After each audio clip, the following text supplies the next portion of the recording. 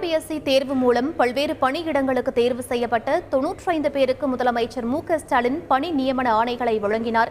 அதன் நேரடி காட்சிகளை தற்போது பார்க்கலாம். திரு ஆர் கௌதம்,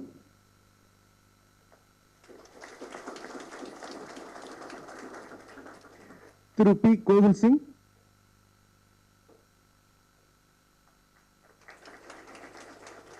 செல்வி எம் பிரியா,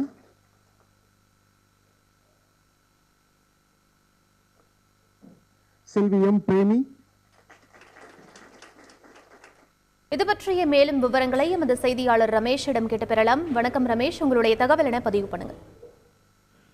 வணக்கம். டிஎன்பிஎஸ்சி தேர்வு மூலம் பல்வேறு பணியிடங்களுக்கு தேர்வு செய்யப்பட்ட 95 நபர்களுக்கு பணி நியமன ஆணையை முதலமைச்சர் மு.க.ஸ்டாலின் இன்று தலைமைச் செயலகத்தில் வழங்கினார். தேர்வு செய்யப்பட்ட 95 நபர்களும் நேரில் வருகை புரிந்த அந்த பணி ஆணையையும் முதலமைச்சர் கரங்களால் பெற்றனர். குறிப்பாக தமிழக அரசு பணியில காலியாக இருக்கக்கூடிய பணியிடங்களுக்கு தமிழ்நாடு அரசு பணியாளர் தேர்வாணையம், அதாவது டிஎன்பிஎஸ்சி மூலம் தேர்வுகள் என்பது நடத்தப்பட்டு வருகிறது.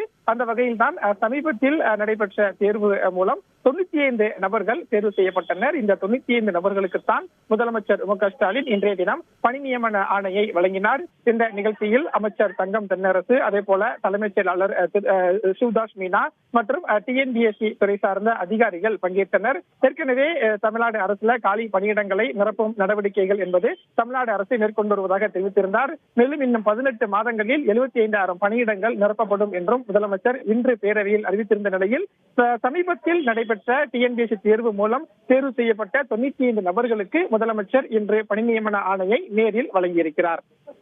விவரங்களுக்கு நன்றி ரமேஷ். செய்திகளை உடனுக்குடன் தெரிந்து கொள்ள உடனே சப்ஸ்கிரைப் பண்ணுங்க.